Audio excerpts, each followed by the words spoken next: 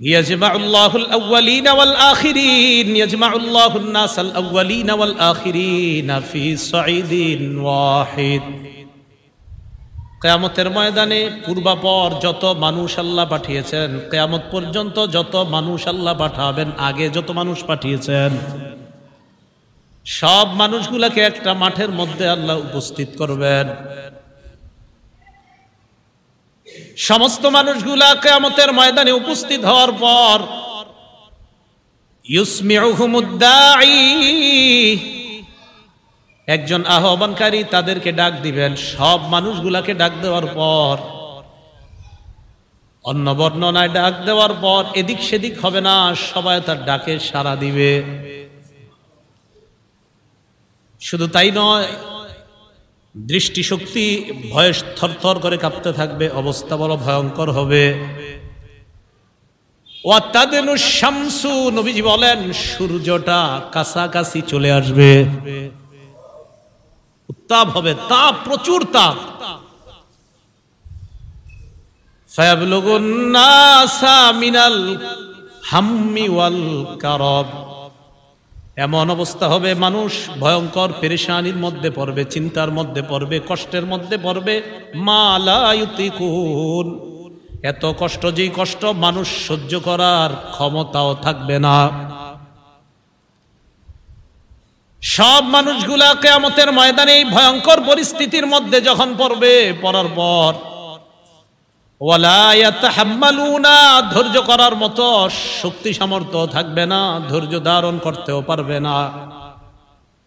হাদিসের মধ্যে দুইটা বিষয়। এক নাম্বার, নবী বললেন ভয়ঙ্কর ওই পরিস্থিতি গ্রহণ করার শক্তিও তাদের নাই, আবার এটা যে তারা ধৈর্য ধারণ করে মোকাবেলা করবে সেই ক্ষমতাও তাদের নাই।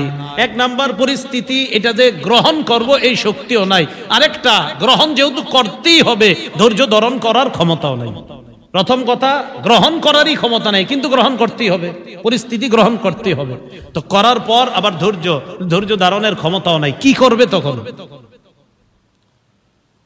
তো অন্য বর্ণনায় আসছে মানুষের শরীর থেকে ঘাম পড়তে থাকবে। ঘাম পড়তে পড়তে কারো পায়ের এই পরিমাণ, কারো, এর বুখারীর বর্ণনা, কারো হাঁটু পরিমাণ, কারো কোমর পরিমাণ, কারো আবার এমন অবস্থা হবে নাকটা, কান, এই অংশটুকু একবার ঘামের নিচে যায় আবার ওঠে। হাদিস দ্বারা বোঝা যায় যার যেই পরিমাণ অপরাধ ওই পরিমাণ ঘাম। এটার মধ্যে যখন তারা পড়বে,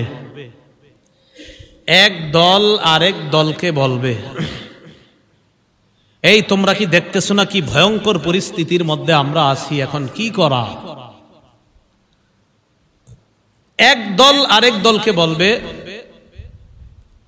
ইতু আদামা, তোমরা তোমাদের আব্বা আদমের কাছে যাও।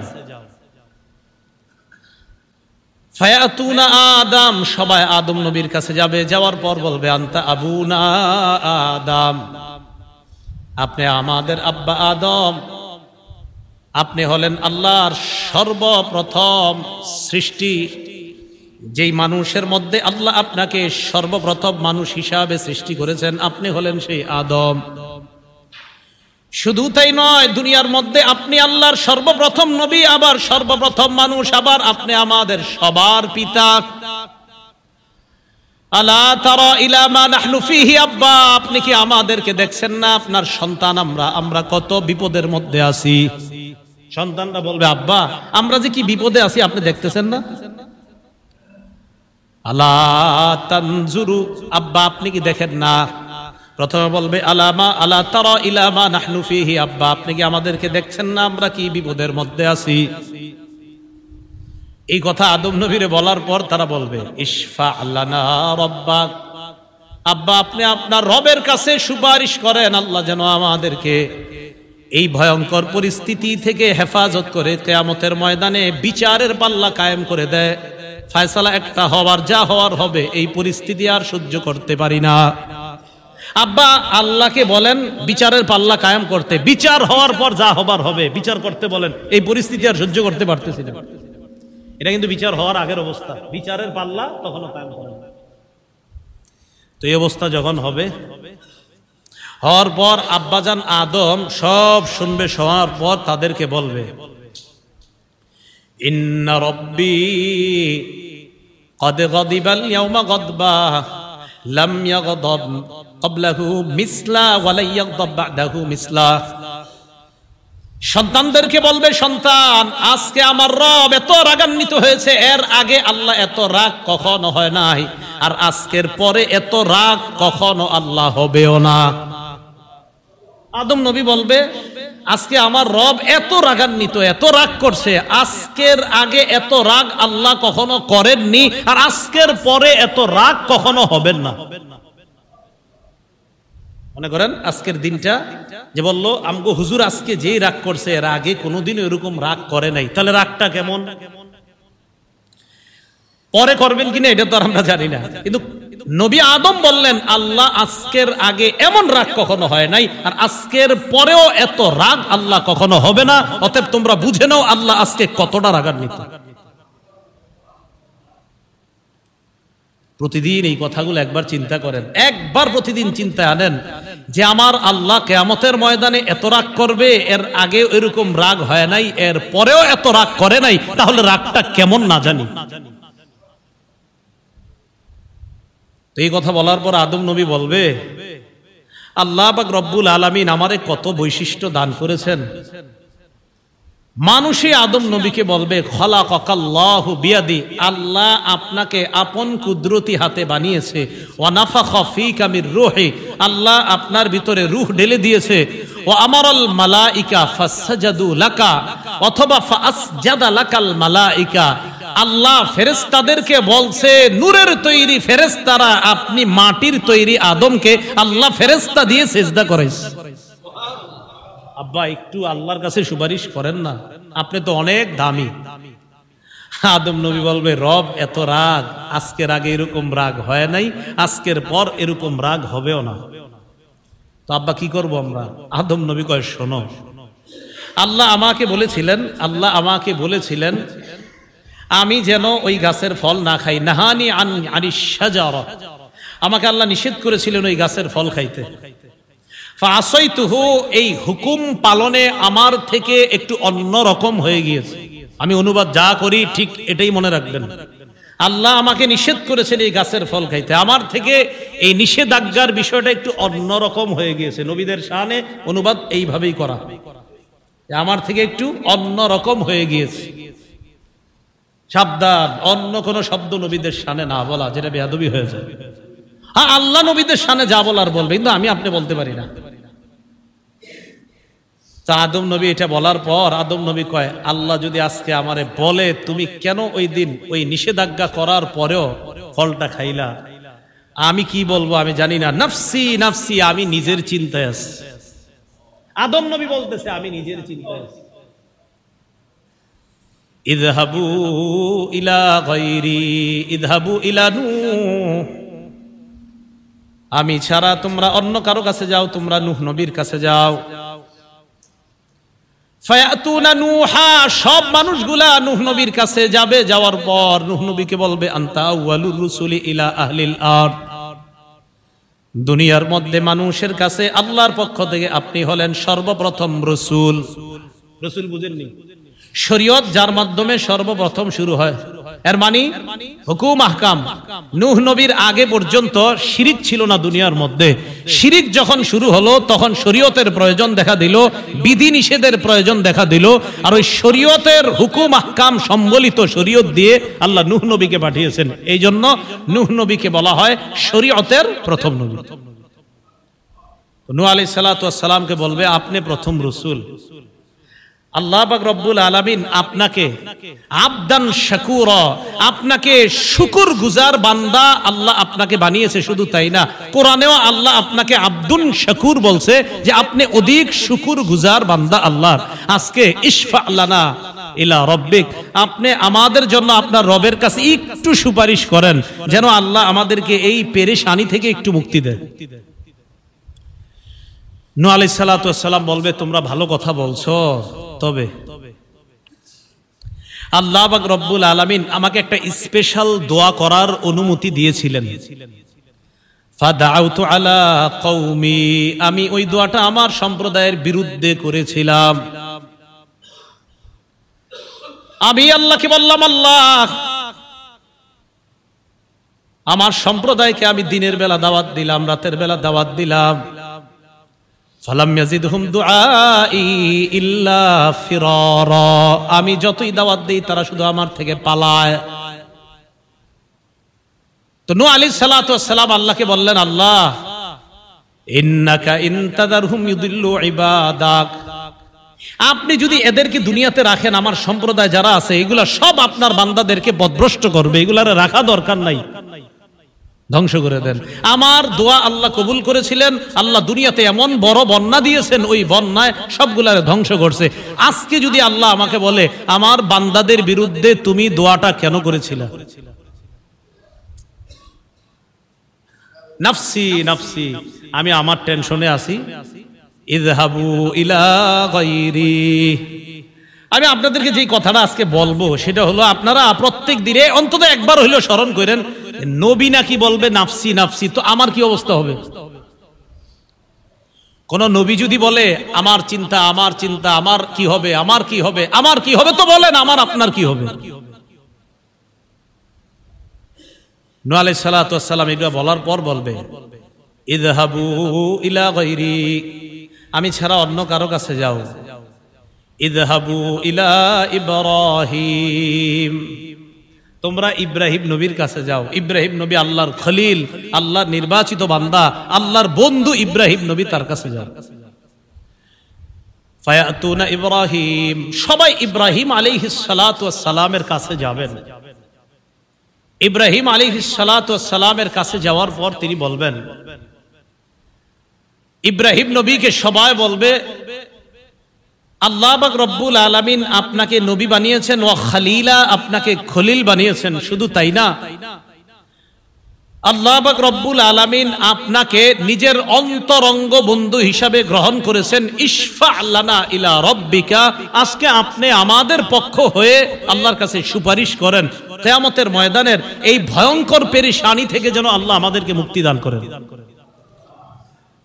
ইব্রাহিম আলাইহিস সালাতু ওয়াস সালাম বলবে, ঠিকই বলছো, তবে ইন্নী ক্বাদ কাযাবতু সালাসা কাযিবাত,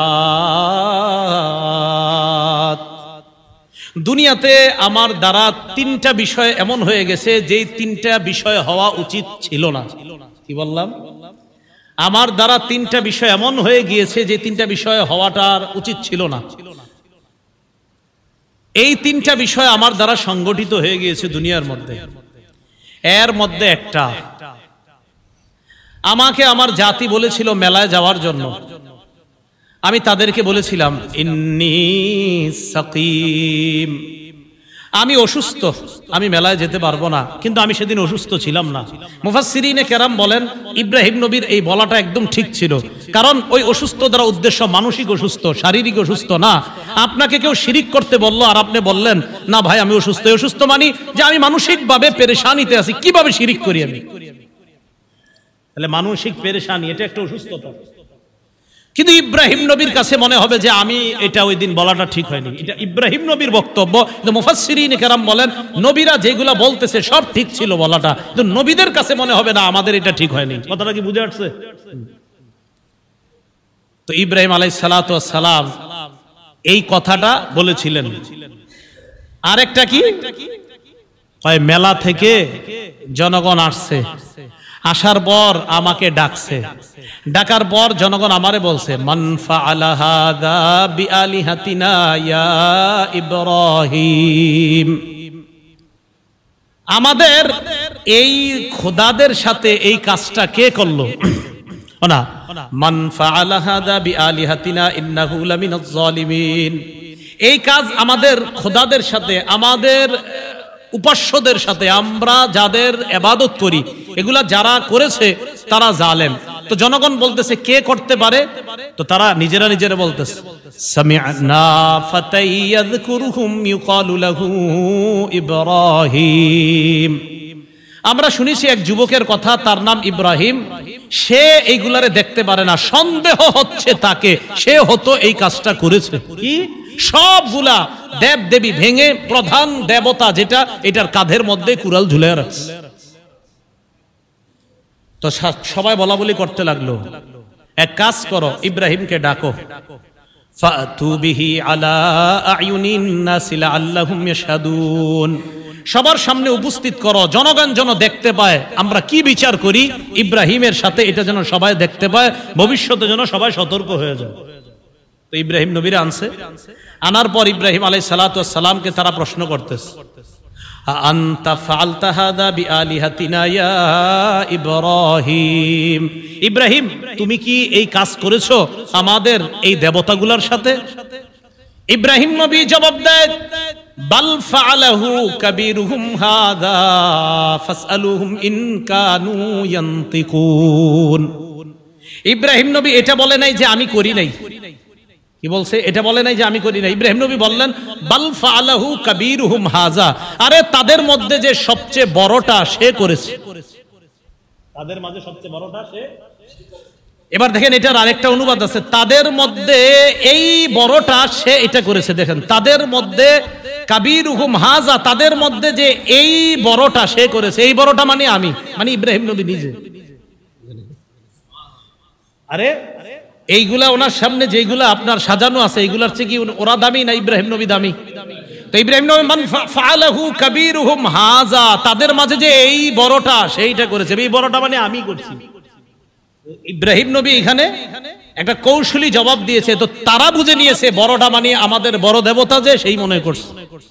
ইব্রাহিম নবীর কথা হলো আমি এমন এক জবাব দিব যে জবাবে আমার ক্ষতিও না হয়, আমারে ভুলও যেন বুঝতে না পারে, আর তাদেরকে যেন উচিত শিক্ষা উচিত জবাব দিয়ে দেওয়া হয়। এটা অনেকে লিখেছেন যে বিষয়টা এটাও হতে পারে। আরেকটা হলো না, সরাসরি যদি এটা বলা হয়, ইব্রাহিম নবী বলেন আরে তোমরা কি দেখে বুঝতেছো না কে করছে, দেখো কার কাঁধে কুড়াল, তো দেখতেছে। তো ইব্রাহিম নবীর টার্গেট হলো তাদেরকে একটা শিক্ষা দেওয়া, কি ফাসআলুহুম ইন কানু ইয়ান্তিকুন, যারা এই জায়গায় চূর্ণ বিচূর্ণ হয়ে পড়ে আছে তোমাদের দেবতা যেগুলো আছে, এদেরকে জিজ্ঞাসা করো কারা করছে, তাহলেই তো হয়ে যায়। তারা যদি কথা বলতে পারে তো জিজ্ঞাসা করো। তো এবার এই কথা বলার পর এরাই আবার ইব্রাহিম নবীরে কয় লাকাদ আলিমতা মা হাউলা ইয়ান্তিকুন, তুমি তো জানো এরা কথা বলতে পারে না। ইব্রাহিম নবী কয় উফিল্লাকুম ওয়ালিমা তা'বুদুনা মিন দুনিল্লাহ, আফসোস তোমাদের জন্য, আর যাদের ইবাদত তোমরা করো তাদের জন্য আফসোস। এমন জিনিসের ইবাদত করো যারা কথাও বলতে পারে না, কি আশ্চর্যের বিষয়, তাহলে ইবাদত কেন করো? তো ইব্রাহিম নবী এই জায়গায় যে কথাটা বলছে, ওনার কাছে মনে হচ্ছে যে আমি যে এই কথাটা বলছি, আমার এই কথাটা এইভাবে বলা সঠিক হয় না, এটা ইব্রাহিম নবীর বক্তব্য। উলামায়ে কেরাম বলেন পুরোপুরি ঠিক ছিল ইব্রাহিম নবীর কথা। 3 নাম্বার, ইব্রাহিম নবী আর তার স্ত্রী সারা দুজন রওনা করছে, মিশরের উপর দিয়ে যাইতেছে। সিনান ইবনে ইলওয়ান নামক বাদশা তখন মিশরের। এই সিনান ইবনে ইলওয়ান তার একটা অভ্যাস ছিল, সুন্দরী কোনো রূপসী দেখলে তার উপর লোলুপ দৃষ্টি ছিল, তার সাথে অপকর্ম করার চেষ্টা করত বলি নাউজুবিল্লাহ।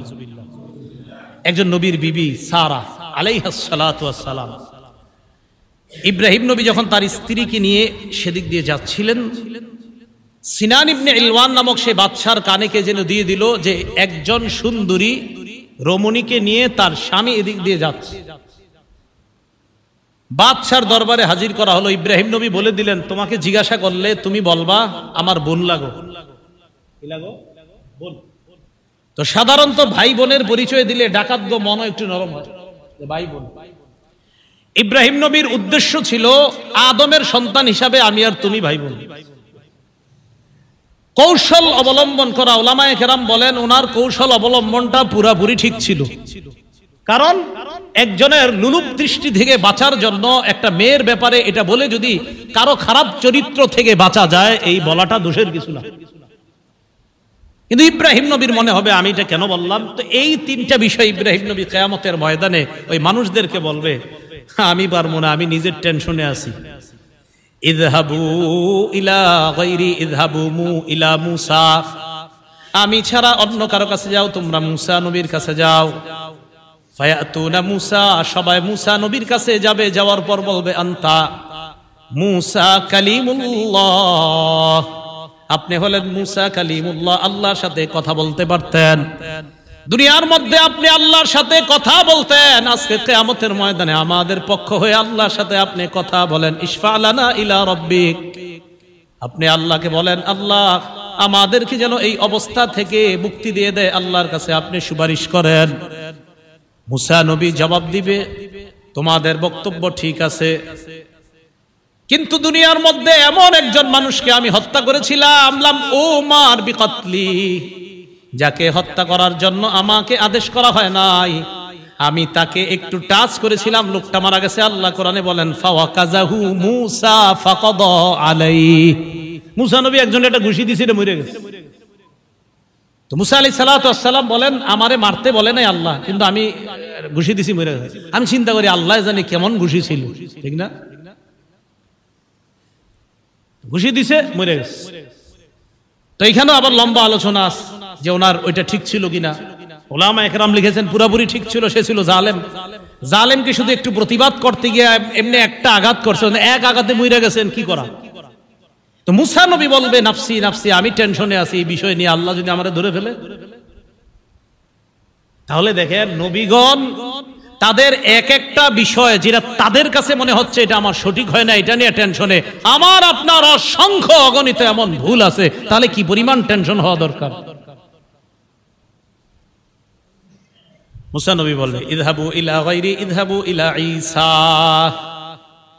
আমি ছাড়া অন্য কারো কাছে যাও, তোমরা ঈসা নবীর কাছে যাও।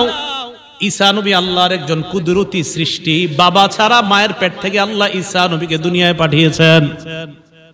ফায়াতুনা ঈসা, সবাই ঈসা নবীর কাছে যাবেন, যাওয়ার পর বলবেন আপনি হলেন ঈসা কালিমাতুল্লাহ, আল্লাহর কালিমা, মানে আল্লাহ বলেছেন কুন, আল্লাহ বলেছেন হও, এইভাবে আপনি দুনিয়ার মধ্যে হয়ে গিয়েছেন। আপনার বাবা ছিল না, বাবা ছাড়াও যে আল্লাহ সন্তান দিতে পারেন এই ক্ষমতাটা আল্লাহ দুনিয়াবাসীকে দেখিয়ে দিয়েছেন। ঈসা নবীকে বলবে ইশফা লানা ইলা রাব্বিকা, ঈসা পয়গম্বর আমাদের জন্য আপনি আল্লাহর কাছে সুপারিশ করেন। ঈসা নবী জবাব দিবে আমার জাতিকে আমি শিরিক করতে বলি নাই, আমার জাতি আমারে তিন খোদার এক খোদা বলছে। তিন খোদার এক খোদা, আমি এক খোদা, আমার আম্মারে বলছে আরেক খোদা, ফেরেশতাদেরকে বলছে আরেক খোদা। আবার কোন কোন ভাবে আমারে বলছে এক খোদা, আম্মারে বলছে আরেক খোদা, আর আল্লাহ আরেকজন, মানে এই তিন খোদার এক খোদা বলছে আমারে। সালিসু সালাসা বলছে আমারে, তারা বলছে আমি তিন খোদার এক খোদা, নাউজুবিল্লাহ। আমি এগুলা তাদেরকে কখনোই বলি নাই। আমি চিন্তা করতেছি এগুলো আমার বিরুদ্ধে কি ধরনের অভিযোগ করলো, তো আমি টেনশন করতেছি আল্লাহ এরা যে আমার বিরুদ্ধে অভিযোগ করলো, এখন আমি কিভাবে জবাব দিব। তো ঈসা আলাইহিস সালাতু ওয়াস সালামের ব্যাপারে কেউ কেউ লেখেন যে উনি এই পেরেশানিতে থাকবে। আরেকটা পেরেশানি কি, ঈসা নবীর সামনে তার জাতিকে উপস্থিত করে আল্লাহ বলবে তোমরা আমার সাথে শিরিক করেছিলা কেন? এরা বলবে ঈসা নবী কইছে। ঈসা নবীর আল্লাহ ডাক দিবে, ডাক দেওয়ার পর বলবে আপনি বলছেন। তাফসীরের কিতাবে আসছে ঈসা আলাইহিস সালাম এটা শুইনা ওনার মাথার চুলগুলা খাড়া হয়ে যাবে রাগে, আরে রাগে খাড়া হয়ে যাবে, কি কয় এগুলা। ঈসা আলাইহিস সালাতু ওয়াস সালাম সবাইকে বলবে দেখো এখানে সেখানে গিয়ে কোনো লাভ নাই, চলো এক জায়গায় নিয়ে যাই তোমাদেরকে। সুবহানাল্লাহ। তাহলে সব নবী পাঠায়া দিছে, ঈসা নবী নিয়ে গেছে, বুঝেন নাই? সব নবী পাঠিয়ে দিয়েছেন, ঈসা নবী নিয়ে গেছেন। কারণ ঈসা নবীর পরে আর, ঈসা নবীর পরে আমাদের নবীর মাঝখানে আর নবী নেই। ঈসা আলাইহিস সালাতু ওয়াস সালাম বললেন আমার সাথে চলো সবাই। সবাই রওনা করছে, গিয়ে আমাদের নবী মুহাম্মদ সাল্লাল্লাহু আলাইহি সাল্লামের কাছে সবাই উপস্থিত হয়েছে। সবাই ডাক দিয়ে বলবে হাবিব ইশফা লানা ইলা রাব্বিক, আপনি আপনার রবের কাছে আমাদের জন্য সুপারিশ করেন। নবীজি বলবেন ফান্তালিকু ফাআতি তাহতাল আরশ, আমি রওনা করব আরশের নিচে যাব। ফাআকাউ লিরাব্বি সাজিদা, আরশের নিচে গিয়ে আল্লাহর দরবারে সিজদায় পড়ে যাব। সিজদায় পড়ব, সিজদায় পড়ার পর সিজদা দিয়েই থাকবো। আল্লাহ বলবেন ইরফা রাসাক, মাথা উঠান। সাল তু'তা, আপনি যা চাইবেন তাই দেওয়া হবে। ওয়াশফা তুশাফা, আপনি সুপারিশ করেন, আপনার সুপারিশ মঞ্জুর করা হবে। হাদিসের মধ্যে আসছে রাসূলুল্লাহ সাল্লাল্লাহু আলাইহি সাল্লাম বলেন লিকুল্লি নাবিয়্যিন দাওয়াতুন মুস্তাজাবা, সব নবীকে আল্লাহ একটা স্পেশাল দোয়া দিয়েছে, দোয়াটা করেছে, করা মাত্রই কবুল হয়ে গিয়েছে দুনিয়াতে।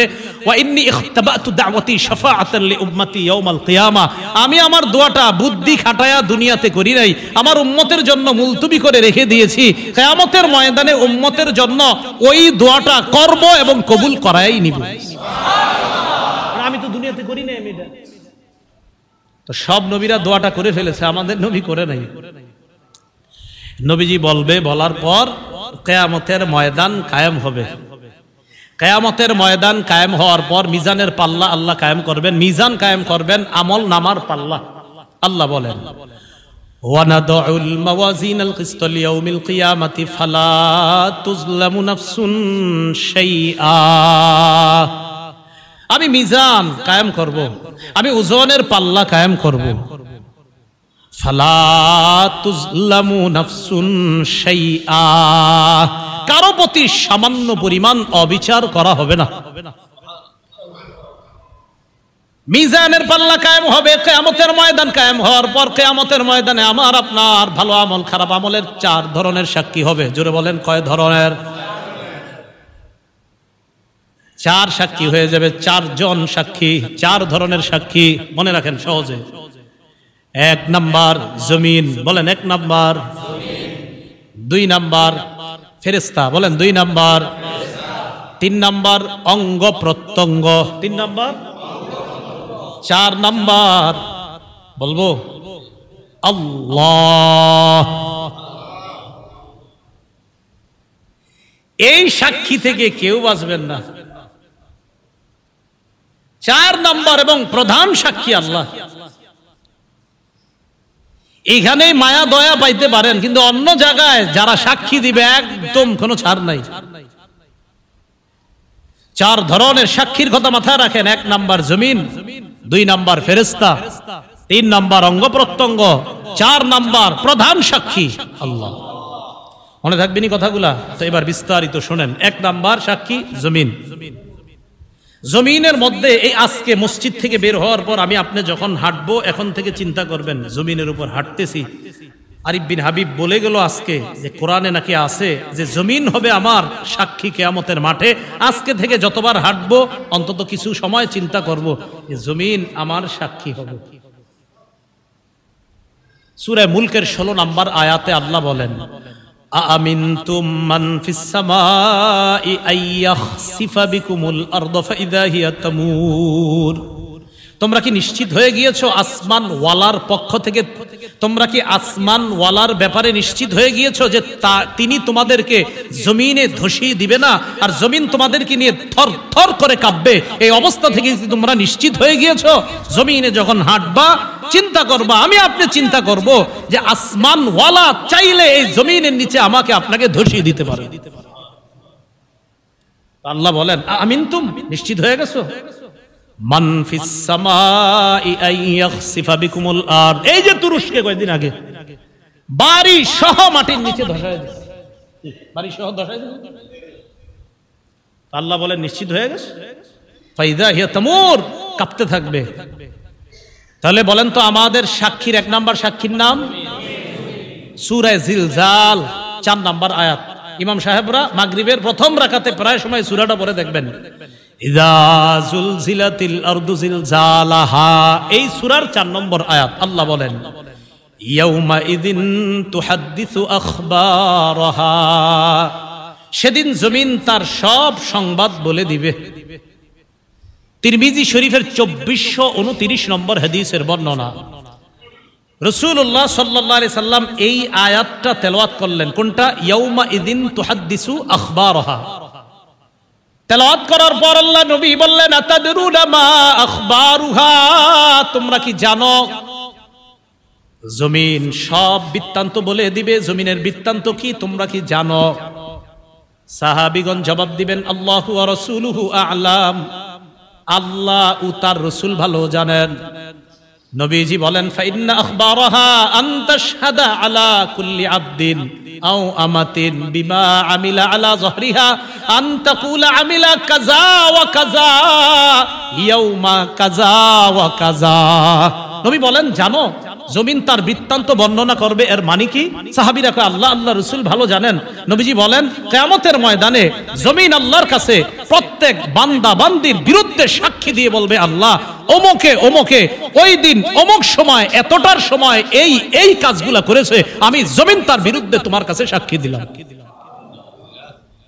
টাইম সহ, দিন সহ, সময় সহ, স্থান সহ সব বলে দিল। জমিন দিয়ে যখন হাঁটেন, হেঁটে হেঁটে যখন আপনি কোথাও অশ্লীল কিছু দেখার জন্য যান, তা আপনি মাথায় একটু আনবেন যে এই জমিন বলবে অমুক বাজারে অতটা সময় তুমি অশ্লীল জিনিসগুলা দেখেছিলা। জমিন আল্লাহকে বলবে, আল্লাহ এই বান্দা বাড়ি তার চাঁদপুর, অমুক জায়গায় অমুক সময়ে অমুক স্থানে আমি জমিনের উপর দাঁড়ায়া দাঁড়ায়া সে এই এই অশ্লীল কর্মগুলা দেখছে, আমি তোমার কাছে তার বিরুদ্ধে সাক্ষী দিলাম।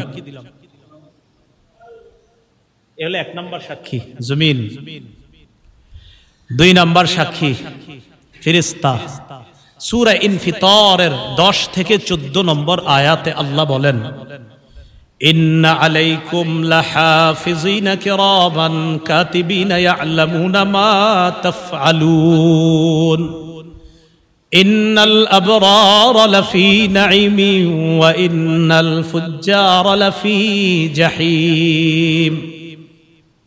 নিশ্চয়ই তোমাদের সাথে আছে হাফিজিন, সংরক্ষণকারী ফেরেশতাগণ, যত্নবান ফেরেশতাগণ, যারা তোমাদের সব কিছুকে সংরক্ষণ করবে। তারা কিরামান কাতিবিন, সম্মানিত লেখকগণ, ইয়ালামুনা মা তাফআলুন, এই তোমরা যা করো তারা তা জানে, তোমরা যা করো তারা তা জানে। আজকে থেকে আমার আপনার দ্বিতীয় চিন্তা, প্রথম চিন্তা কি? জমিন। দ্বিতীয় চিন্তা আমি আপনি করা যে আমার সাথে ফেরেশতারা আছে, আমি এখন মিথ্যা বলতেছি, ছি ছি, আমার এই মিথ্যাটা ফেরেশতারা দেখতেছে, লিখতেছে। বলেন, ফেরেশতারা আমার মিথ্যাটা বলেন দেখতেছে, শুনতেছে, লিখতেছে। তাহলে দ্বিতীয় চিন্তা আমাদের যে আমার সাথে ফেরেশতারা আছে, আমি যে তার সাথে মিথ্যা বলতেছি, ছি, ফেরেশতারা দেখতেছে, আমার মিথ্যাটা শুনতেছে, আবার লিখে ফেলতেছে। তো আল্লাহ বলেন এটা করো না। ইন্নাল আবরারা লাফি নাঈমিন ওয়া ইন্নাল ফুজ্জারা লাফি জাহিম। নিশ্চয়ই পুণ্যবানরা থাকবে নেয়ামতের মধ্যে, খারাপ মানুষরা থাকবে জাহান্নামের মধ্যে, জাহিমের মধ্যে।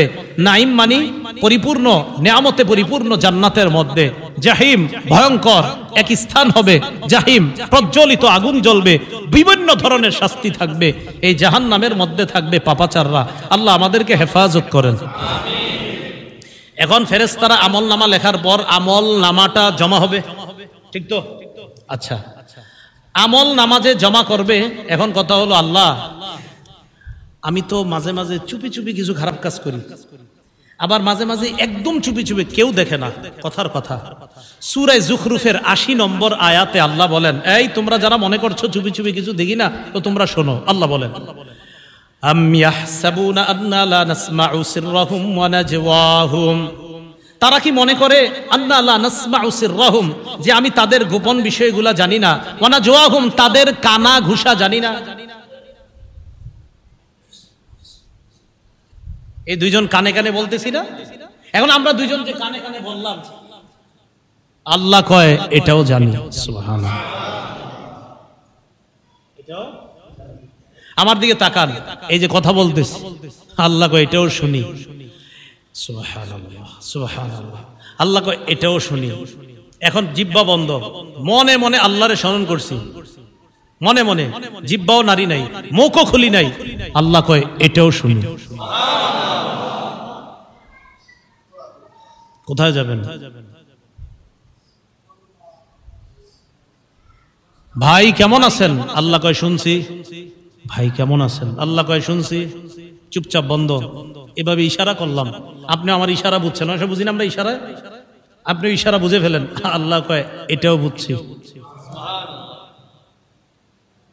তো আল্লাহ পাক রব্বুল আলামিন সূরা যুখরুফের ৮০ নম্বর আয়াতে বলেন, আম ইয়াহসাবুনা আন্না লা নাসমাউ সিররাহুম ওয়া নাজওয়াহুম, তারা কি মনে করে আমি তাদের গোপন কথা আর তাদের কানা কানি কানা ঘুষা কথা এগুলা শুনি না? বালা ওয়া রুসুলুনা লাদাইহিম ইয়াকতুবুন। আল্লাহ বলেন তাদের গোপন কথা, কানাকানি কথা সব শুনি। শুধু তাই নয়, আমার ফেরেশতা লেখকগণ যারা আছে তাদের সব কিছু লিপিবদ্ধ করে নেয়, সব লিখে ফেলে। এবার লেখার পর আমল নামা জমা হইছে, একসাথে আমল নামা হইছে। হওয়ার পর কি হবে? কিয়ামতের ময়দানে আমি আপনি দাঁড়ায় রইছি। সূরা বনী ইসরাঈলের 13-14 নম্বর আয়াতে আল্লাহ বলেন, ইকরা কিতাবাক, নাও নাও আমল নামা পড়ো। আল্লাহ বলেন, ওয়া নুখরিজু লাহু ইয়াউমাল কিয়ামাতি কিতাবান ইয়ালকাহু মানশুরা, আমি কিয়ামতের ময়দানে তার আমল নামাটা খুলবো, উন্মোচন করব, এরপর তাকে দিয়ে বলবো, নাও তুমি পড়ো, আজকে তোমার আমল নামার হিসাবের জন্য তুমি নিজেই যথেষ্ট। এখন আমল নামা পড়লেন, পইরা কি হবে জানেন? তো যখন নাকি পাপাচার বান্দা তার আমল নামা দেখবে, তার অবস্থা হবে ভয়ঙ্কর। সূরা কাহফের 49 নম্বর আয়াতে আল্লাহ বলেন, ওই ব্যক্তি বলবে, মা লিহাদাল কিতাবি লা ইউগাদিরু সগীরাতান ওয়ালা কাবীরাতান ইল্লা আহসাহা। আমল নামা দেখে বলবে, আমল নামা এটা আবার কেমন আমল নামা? লা ইউগাদিরু সগীরাতান ওয়ালা কাবীরা, ছোট বড় কিচ্ছুই তো ছাড়ে নাই। আরে আমি দুনিয়াতে পানির নিচে ডুব দিয়ে কি করলাম, এটাও দি লেখা, সবই লেখা। ইল্লা আহসাহা, সব আল্লাহ সেখানে জমা করে রেখেছেন। ওয়া ওয়াজাদু মা আমিলু হাদিরা, সব আমল নামা যা করছে সে সব দেখতে পাবে। তো দেখার পর বেঈমানরা যখন দেখবে তার আমল নামাটা, তার কি অবস্থা হবে? সূরা নাবার 40 নম্বর আয়াতে আল্লাহ বলেন, ইয়াউমা ইয়ানজুরুল মারউ মা কদ্দামাত ইয়াদাহ, মানুষ তার আমল নামাগুলা দেখবে, দেখার পর ওয়াকুলুল কাফির, কাফের বলবে, ইয়া লাইতানি কুনতু তুরাবা, কাফের তার আমল নামা দেখে বলবে, হায় আমি যদি মাটি হয়ে যাইতাম। কি হয়ে যাইতাম? আমি যদি মাটি হয়ে যাইতাম তো বেঁচে যাইতাম। তাহলে কি বুঝতে পারলাম? ফেরেশতারা লেখে, লেখার পর আমল নামা আল্লাহর কাছে পেশ করবে, কিয়ামতের ময়দানে সাক্ষী দিয়ে দিবে, আমল নামা আমাকে দেওয়া হবে, নাও তুমি পড়ো। আমি আপনি পড়বো, দেখা বলবো, সর্বনাশ, ছোট বড় সবই তো লেখা। পাপাচার সহ বেঈমান যারা আছে তারা যদি দেখে, দেখার পর বলবে, সর্বনাশ, আমি যদি মাটি হয়ে যেতাম, এই কথা বলবে আমল নামা দেখা। এখন আল্লাহ পাক রব্বুল আলামিন বলেন চূড়ান্ত ভাবে, ওই যে সূরা হাক্কর যে আয়াত শুরুতে তেলাওয়াত করলাম, ফাআম্মা মান উতিয়া কিতাবাহু বিয়ামিনি, যার আমল নামা তার ডান হাতে দেওয়া হবে, ফায়াকুলু হা উমকরাউ কিতাবিয়া, আমল নামা ডান হাতে দেওয়া হওয়ার পর ওই ব্যক্তি তার আত্মীয় স্বজনের কাছে যাবে, অন্যান্য জান্নাতীদেরকে নিয়ে বলবে, এই নাও নাও আমার আমল নামাটা পড়ে দেখো, কত সুন্দর আমল নামা আল্লাহ আমার ডান হাতে দিচ্ছে। পরীক্ষা পাশ করার পর আপনারা দৌড়ে কি করেন? যা করেন সেখানেও তা করবেন। সুবহানাল্লাহ। ইন্নী জানান্তু আন্নী মুলাকিন হিসাবিয়া, আমি বিশ্বাস করেছিলাম আমার এই আমল নামার সাথে আমি সাক্ষাৎ করব, আমার এই হিসাবের সাক্ষাৎ আমাকে করতে হবে, এটা আমি বিশ্বাস করেছিলাম। বলেন হিসাব যে হবে বিশ্বাস আছে সবার? ফাহুয়া ফি ঈশাতির রাদিয়া, আল্লাহ বলেন আমার বান্দার আমল নামা যেহেতু ডান হাতে, বাস সে সুখের, নেয়ামতের, সুখের, আনন্দিত হওয়ার জান্নাতের মধ্যে সে থাকবে। ফি জান্নাতিন, ফি জান্নাতিন। আল্লাহ পাক রব্বুল আলামিন বলেন, উমকরাউ কিতাবিয়া, যে তোমরা আমার আমলনামা পড়ো, ইন্নী জানান্তু আন্নী মুলাকিন হিসাবিয়া ফাহুয়া ফি ঈশাতির রাদিয়া, সে নেয়ামতে পরিপূর্ণ সন্তুষ্টজনক জীবন যাপন করার জন্য সে জান্নাতে থাকবে। তো জান্নাতে যখন থাকবে, থাকার পর আপনি তো বস বৈশা রয়েছেন, জান্নাতে যাবেন মানেই তো বস, আসলেই বস। তো ওখানে যাওয়ার পরে তো আর আপনার কোনো টেনশন নাই, কোন মতে খালি একবার যান, তাহলেই বুঝবেন। তো গেলেন, যাওয়ার পর আল্লাহ বলে কুতুফুহা দানিয়া, হযরতের ফল খাইতে মন চাইছে, ফল পারতে হবে না, না না না, ফল খাইতে মন চেয়েছে হযরতের, ফল তার মুখের কাছে এসে যাবে। এরপর তাকে বলা হবে কুলু ওয়াশরাবু হানিআম বিমা আসলাফতুম ফিল আইয়ামিল খালিয়া, তাকে বলা হবে খাও পান করো, স্বাচ্ছন্দ্যে খাও, আরামে পান করো। কেন জানো? দুনিয়াতে কষ্ট করে ভালো ভালো আমল করেছিলা, ফজরের নামাজে শীতের মধ্যে ল্যাপ তোষক ছেড়ে মসজিদে গিয়েছিলা, রাতের অন্ধকারে গিয়েছিলা, হ্যাঁ তুমি কষ্ট করেছিলা। তো আজকে আমি আল্লাহ তোমাকে শান্তি দিব না তো কাকে শান্তি দিব? আমল নামা থাকো, যেমনে মন চায় চলো। এবার ও আম্মা মান উতিয়া কিতাবাহু বিশিমালি, যার আমল নামা বাম হাতে দেওয়া হবে। আল্লাহ হেফাজত করেন, আল্লাহ আমাকেও হেফাজত করেন, আমাদের সবাইকে হেফাজত করেন। আপনারা মাঝে মাঝে এত প্রশংসা করেন, টেনশনে পড়ে যাই কি হবে কিয়ামতের ময়দানে।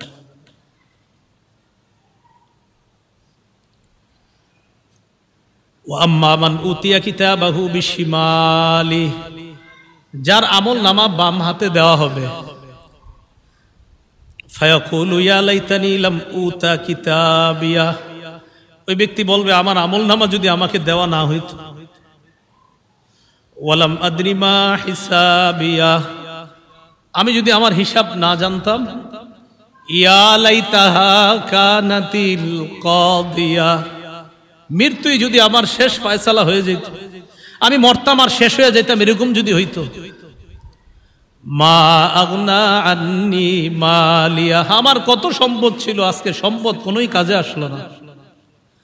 হালাকা আন্নি সুলতানিয়া, আমার রাজত্ব আজকে সব গেছে, আমার কথায় কত মানুষ উঠতো বসতো, আজকে কোথায় গেল সব।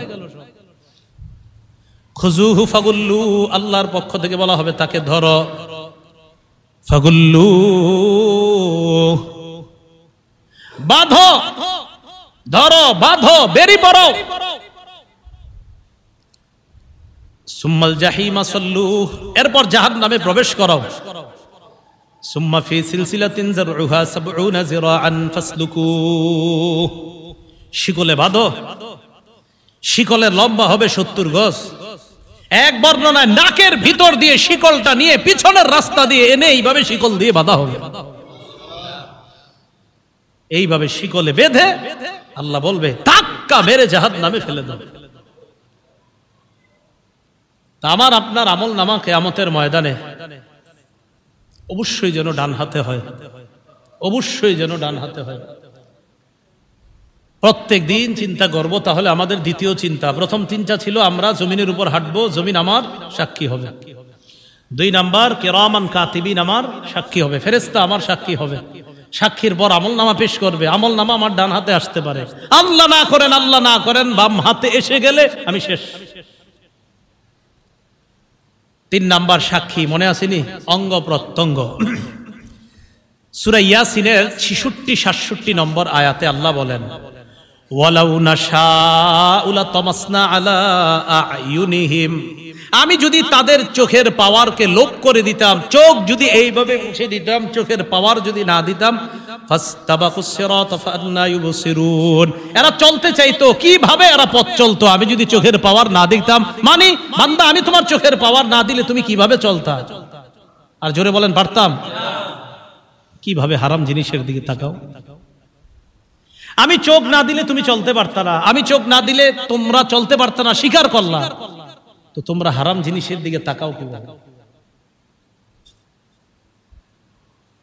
ওয়ালাউ নাশাউ লামাসাখনাহুম আলা মাকানাতিহিম ফামাসতাতাউ মুদিয়্যাও ওয়ালা ইয়ারজিউন, আমি যদি স্ব স্থানে তাদের চেহারা বিকৃত করে দিতাম, সামনেও যেতে পারতো না, পিছনেও আসতে পারতো না, এদের কি অবস্থা হতো? কিয়ামতের ময়দানে আল্লাহ সূরা ইয়াসিনের ৬৫ নম্বর আয়াতে আল্লাহ বলেন, এদেরকে জিজ্ঞাসা করার পর এরা বলবে আল্লাহ না আমি তো খারাপ কাজ করি নাই, অনেকে বলতে পারে। আল্লাহ বলেন আল-ইয়াওমা নাখতিমু আলা আফওয়াহিহিম, মুখের মধ্যে মোহর মেরে দিও, মুখ বন্ধ। ওয়া তুকাল্লিমুনা আইদিহিম, হাত কথা বলবে। ওয়া তাশহাদু আরজুলুহুম, পা সাক্ষী দিয়ে দিবে বিমা কানু ইয়াকসিবুন, আল্লাহ এই হাত দিয়ে সে সুদের টাকা প্রচুর হাত দিয়েছে, আমি পা সাক্ষী দিয়ে দিলাম। পা সাক্ষী দিয়ে দিবে। সূরা হামিম আস-সাজদা ২০-২১ নম্বর আয়াতে আল্লাহ বলেন হাত্তা ইযা মা জাউহা শাহিদা আলাইহিম সামউহুম ওয়া আবসারুহুম ওয়া জুলুদুহুম বিমা কানু ইয়ামালুন, এরা যখন জাহান্নামের কাছে আসবে শাহিদা আলাইহিম সামউহুম, তাদের বিরুদ্ধে সাক্ষী দিবে তাদের কান, ওয়া আবসারুহুম, তাদের চোখ, ওয়া জুলুদুহুম, তাদের চামড়া। আমি এই জায়গায় টেনশনে পড়ছি, চোখ সাক্ষী দিবে বুঝলাম, কান সাক্ষী দিবে, চামড়াও নাকি সাক্ষী দিবে? আরে কে বলেন, বলেন না। এখন চামড়া সাক্ষী দেওয়ার পর ওই চামড়াওয়ালা চামড়াকে বলবে, যখন চামড়া সাক্ষী দিবে তখন চামড়াকে তারা বলবে, ওয়াকালু লিজুলুদিহিম লিমা শাহিদতুম আলাইনা, চামড়াকে বলবে, ও চামড়া তুমিও সাক্ষী দিলা আমার বিরুদ্ধে। চামড়াকে বলবে, ও চামড়া তুমিও সাক্ষী দিলা, তুমি কেমনে সাক্ষী দিলা, তুমি কি কথা বলতে পারো? চামড়া জবাব দিবে, আনতাকানাল্লাহুল্লাযী আনতাকা কুল্লা শাই, যে আল্লাহ সব কিছুকে কথা বলাইতে পারেন, ওই আল্লাহ আমি চামড়াকে কথা বলার শক্তি দান করেছেন। আনতাকানাল্লাহুল্লাযী আনতাকা কুল্লা শাই, যে আল্লাহ সব কিছুকে, যে আল্লাহ অনেক কিছু অন্যদেরকে বাকশক্তি দিতে পারেন, সে আল্লাহ আমাকেও বাকশক্তি দিতে পারেন। যে আল্লাহ কানকে কথা বলার ক্ষমতা দিয়েছে, চোখকে কথা বলার ক্ষমতা দিয়েছে, ওই আল্লাহ আমি চামড়াকেও কথা বলার ক্ষমতা দিয়েছে। তাহলে একটু ভাবেন তো, এখন আসেন আমি আর আপনি ভাবি, আমার চামড়া কেমন যেন এটাও আমার আপন না, আমার চোখ কেমন যেন এটাও আমার আপন না, আমার কানে দেখেন দেখেন, আমার বলেন তো সবাই, আমার কান কোথায় আপনার? এটা হ্যাঁ, যদি আমলনামা ডান হাতে হয় তা ঠিক আছে, এটা সব আপনার। যদি বাম হাতে হয় তো তা আপনার হলো না, সব আপনার বিরুদ্ধে চলে গেল। কান আপনার বিরুদ্ধে গেল, চোখ আপনার বিরুদ্ধে গেল, চামড়া আপনার বিরুদ্ধে গেল, অথচ সব আমার। আল্লাহ হেফাজত করেন। তাহলে অঙ্গ প্রত্যঙ্গ 3 নাম্বার সাক্ষী। আসেন আবার প্রথম, জমিনে হাঁটতেছ, জমিন সাক্ষী। হাঁটার সময় চিন্তা করা, এই ফেরেশতা সাক্ষী, আমার আমলনামা সাক্ষী দিবে। 3 নাম্বার, আচ্ছা আমার অঙ্গ প্রত্যঙ্গ, আমার হাত পা নাড়তেছি, আমি সুদের টাকা হাত দিছি, না না ছি, আমার হাত সাক্ষী দিয়ে দিবে। আমি চোখ দিয়ে হারাম দেখতেছি, ছি, আমার চোখ আল্লাহর কাছে বলে দিবে। তাহলে 3 নাম্বার অঙ্গ প্রত্যঙ্গ সাক্ষী। 4 নাম্বার কে? আল্লাহ। এখান থেকে আর কেমনে বাঁচবে? সূরা হামিম আস-সাজদাতে আল্লাহ বলেন, আওয়ালাম ইয়াকফি বিরাব্বিকা, এই শোনো অমুকে অমুকে সাক্ষী দিছে, তো তোমরা এটা বলবা সেটা বলবা, আরে এটা কি যথেষ্ট না যে আমি আল্লাহই তো সব দেখছি, আর কি করবা? আওয়ালাম ইয়াকফি বিরাব্বিক, তোমার রবের জন্য কি এতটুকু যথেষ্ট না? আন্নাহু আলা কুল্লি শাইইন শাহিদ, আরে আমি আল্লাহই তো সব দেখছি, আর কি তুমি অস্বীকার করবা? আমি তো সব দেখছি, কি করছো না করছো, ওইটা তো আমার একটা সিস্টেম। আমি আল্লাহর একটা সিস্টেম আছে, সিস্টেম পদ্ধতি অবলম্বন করব, ফেরেশতার সাক্ষী নিব, অঙ্গ প্রত্যঙ্গের সাক্ষী নিব, কানের সাক্ষী নিব, এটা তো আমার একটা পদ্ধতি, আমার সিস্টেম। কিন্তু তোমরা কি মনে করো তোমাদের জন্য এতটুকু যথেষ্ট না যে আমি আল্লাহই তো সব দেখছি, কি করছো? আল্লাহ আমাদেরকে বুঝার তৌফিক দান করেন। সূরা আলী ইমরানের 5 নম্বর আয়াতে আল্লাহ বলেন, ইন্নাল্লাহা লা ইয়াখফা আলাইহি শাইউন ফিল আরদি ওয়ালা ফিস সামা। বলেন আমার সাথে সবাই, নিশ্চয়ই আল্লাহর কাছে, বলেন আসমান জমিনের কোনো কিছুই গোপন থাকে না। আবার বলেন, নিশ্চয়ই আল্লাহর কাছে আসমান জমিনের কোনো কিছুই গোপন থাকে না। আমি আপনি যা করতে আজকে যা বয়ান করলাম, যা শুনলাম, আমি ওনারে কানে কানে মাঝখানে একটা কথা বলছি, এইটাও আল্লাহ সব শুনছি। তাহলে আমি আপনি কানে কানে বলি, যেমনে বলি, যা করি, আল্লাহর কাছে কিছুই গোপন থাকে না। অমুক সাক্ষী, এই সাক্ষী, ওই সাক্ষীর আলোচনা যদিও করলাম, আল্লাহ কয় বান্দা এত সাক্ষীর আলোচনা এ আরিফ তোমার সামনে করলো, শুনলা, এর চেয়ে বড় সাক্ষী আর কি চাও? আমি আল্লাহই তো সবচেয়ে বড় প্রধান সাক্ষী, আমি তো সব দেখতেছি। 4 সাক্ষী বলতে, আলেম ছাড়া অন্য কেউ বলতে পারবেন নি 4 সাক্ষীর কথা? আলেমরা পারবে, অন্যরা পারবেন? 1 নাম্বার, 2 নাম্বার, 3 নাম্বার, 4 নাম্বার এবং প্রধান সাক্ষী। আল্লাহ আমাদের সকলকে কিয়ামতের এই 4 সাক্ষীর কথা সদা সর্বদা মাথায় রাখতে, আমরা যেন মাথায় রেখে সব সময় দুনিয়াতে চলতে পারি। আর যেন এই ফিকির রাখি যে সাক্ষী যেন আমার পক্ষে থাকে, আমার বিপক্ষে যেন না যায়। সাক্ষী আমার পক্ষে হয়ে আমার আমল নামাটা যেন আমার ডান হাতে পেয়ে যাই। আল্লাহ আমাদের সকলকে যা শুনলাম বললাম আমল করার তৌফিক দান করেন। ওই প্রকাশনী থেকে কিতাব আনছে, তারা আমাকে ঘোষণা দিতে বলছে, এই জন্য ঘোষণা দিচ্ছি। আমি যেই পদ্ধতিতে বয়ান করি অবিকল এই পদ্ধতিতেই আপনার ওই মিম্বরের আমানত কিতাবের মধ্যে বয়ানগুলা সংকলন আছে। একদম আলেমরা নিতে পারেন, খতিবরা নিতে পারেন, ইমামরা নিতে পারেন, সর্বসাধারণ যারা আছেন তারাও। একদম সহজভাবে কোরআন হাদিস এইভাবে সহজভাবে ওখানে উপস্থাপন করা হয়েছে। মা বোনরাও নিতে পারেন, মা বোনদেরকে আপনারা হাদিয়া দিতে পারেন ঘরে নিয়ে, সবাই পড়তে পারবেন এটা ইনশাআল্লাহ সহজবদ্ধভাবে। যারা ওয়াজ করতে চান আলেম ওলামাদের মধ্যে আপনারাও নিতে পারেন। তো এখানে প্রথম খণ্ড নাই, দ্বিতীয় আর তৃতীয় খণ্ড মনে হয় তারা এনেছে প্রকাশনী থেকে। দ্বিতীয় খণ্ড হালাল হারাম এবং সুদ সম্পর্কে, আর তৃতীয় খণ্ড স্বামী স্ত্রীর অধিকার আর দাম্পত্য জীবন সম্পর্কে বিস্তারিত পুরো আলোচনা আছে ওখানে। তো আপনাদের যাদের যেই খণ্ড মনে হয় যে নেওয়া দরকার নিতে পারেন। সর্বোচ্চ 5 মিনিট সময় গাড়ির ওখানে, 5 মিনিটের মধ্যে আমরা যদি যা সংগ্রহ করতে পারি 5 মিনিট পরে ইনশাল্লাহ শাটার লাগিয়ে দেওয়া হবে। আল্লাহ পাক রব্বুল আলামিন আমাদের সকলকে যা শুনলাম বললাম এতক্ষণ পর্যন্ত এই কথাগুলোর উপর সবাই যেন আমল করতে পারি, আল্লাহ তৌফিক দান করেন।